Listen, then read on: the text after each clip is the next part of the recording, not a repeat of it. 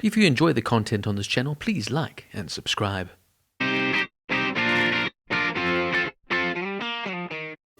Die Another Day is a 2002 spy film and the 20th film in the James Bond series produced by Eon Productions. It was produced by Michael G. Wilson and Barbara Broccoli and directed by Lee Tamahori. The fourth and final film, starring Pierce Brosnan as the fictional MI6 agent James Bond, was also the only film to feature John Cleese as Q, and the last with Samantha Bond as Miss Moneypenny.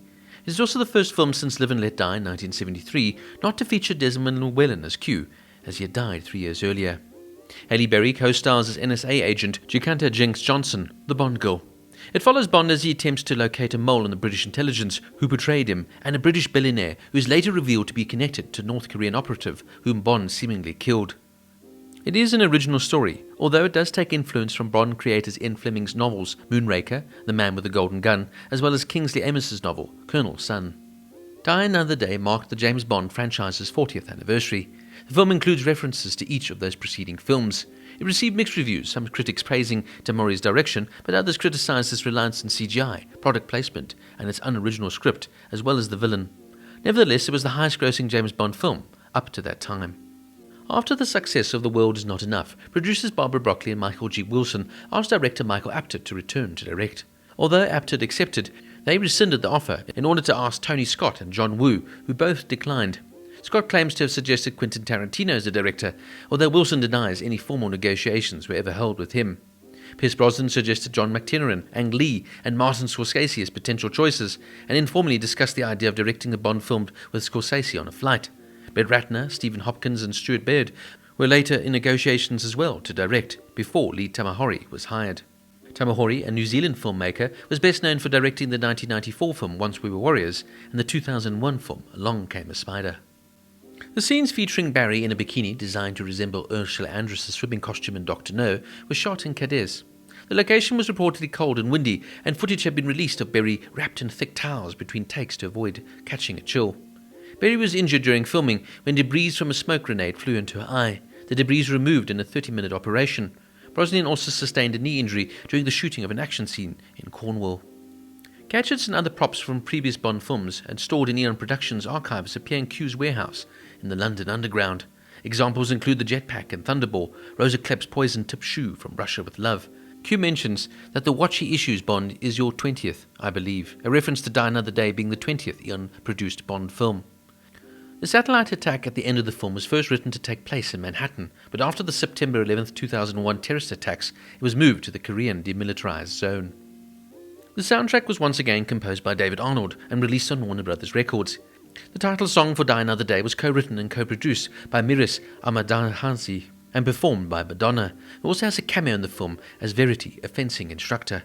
The concept of the title sequence is to represent Bond trying to survive 14 months of torture at the hands of the North Koreans. Critics' opinions of the song were sharply divided. It was nominated for a Golden Globe for the Best Original Song and the 2004 Grammy Award for Best Dance Recording, but also a Golden Raspberry Award for Worst Original Song of 2002, while Madonna herself won the Golden Raspberry Award for Worst Supporting Actress for her cameo in the film. In a Maury poll for Channel 4 program James Bond's Greatest Hits, the song was voted 9th out of 22 and also came in an overwhelming number 1 favourite song among those under the age of 24. This, of course, was the theatrical movie debut of Rosamund Pike, who plays Miranda Frost. Deborah Moore, the daughter of Sir Roger Moore, makes a brief appearance as the flight attendant on the British Airways flight. Pierce Brosnan stated that this is the least favourite Bond movie in which he appeared. He also disliked the gadgets and overblown effects of the movie. He suggested to the producers that the franchise go back to a more low-key, darker roots. Coincidentally, after Brosnan left, the next Bond movie was the low-key and darker Casino Royale, released in 2006. While filming their love scene in Cuba, Halle Berry choked on a fig, requiring Pierce Brosnan to perform the Heimlich manoeuvre. At the film's premiere, the previous James Bond actors, Roger Moore, George Lazenby, Timothy Dalton and Pierce Brosnan, all attended. Sean Connery claimed he could not attend as he had filming commitments to the film The League of Extraordinary Gentlemen. While filming, Halle Berry took leave so she could attend the 2002 Oscar ceremony, where of course she won Best Actress for her role in Monsters Ball. 20 companies paid $70 million to have their products featured in the movie, a record at the time. The ice palace used in the film took approximately 6 months to construct. This is the first love scene between James Bond and Miss Moneypenny in a James Bond movie, albeit in a virtual reality sequence. The lovemaking scene between Bond and Jinx is considered to be the first time in the franchise. to show 007 having sex as opposed to post-coital scenario. The scene had to be trimmed for the American market to keep it at a PG-13 rating. Speculation in 2003 revolved around a spin-off film concentrating on the character of Jinx. However, despite much speculation of the imminent movie, on the 26th of October 2003, Variety reported that MGM had cancelled the project. MGM had instead decided to reboot the James Bond franchise with the next film, Casino Royale, with Daniel Craig portraying the role of James Bond. In 2020, Berry revealed the film was cancelled over its $80 million budget, saying nobody was ready to sink that kind of money into a black female action star. Now for me, Die Another Day is a prime example of a franchise losing its way. From the very start, it's clear that the film attempts to modernize Bond formula with flashy visuals and over-the-top action sequences, but it ends up sacrificing substance and coherence in the process. The film relies heavily on gimmicks and unrealistic technology, pushing the boundaries of believability, even in the context of a James Bond film. I also found the plot very convoluted and confusing, and the film's narrative jumps around without any explanation or context, and the idea of the introduction of North Korean conflict, genetic manipulation and diamond smuggling feels like a hodgepodge of disconnected ideas that fail to come together into a cohesive and engaging story. Also, there's just no character development in the film.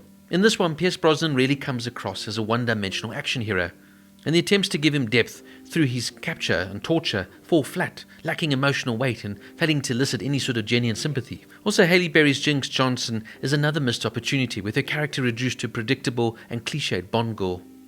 Also, the humour and innuendo just seem forced and out of place in this film. The double entrees and puns are a staple of Bond series and come across as really cringeworthy and overused, detracting from any other sense of sophistication the franchise, of course, always had. I definitely think, though, one of the most glaring issues of this film is its heavy reliance on CGI and over-the-top action sequences. While the Bond series has always been known for its elaborate stunts and action sequences, this film, however, takes this to a new extreme that borders on absurdity. I mean, the invisible car, the overly choreographed sword fight on the melting ice palace, the unrealistic windsurfing scene are just a few examples of the film's excessive and poorly executed action moments. For me, Die Another Day is one of the most disappointing and forgettable entries in the James Bond franchise.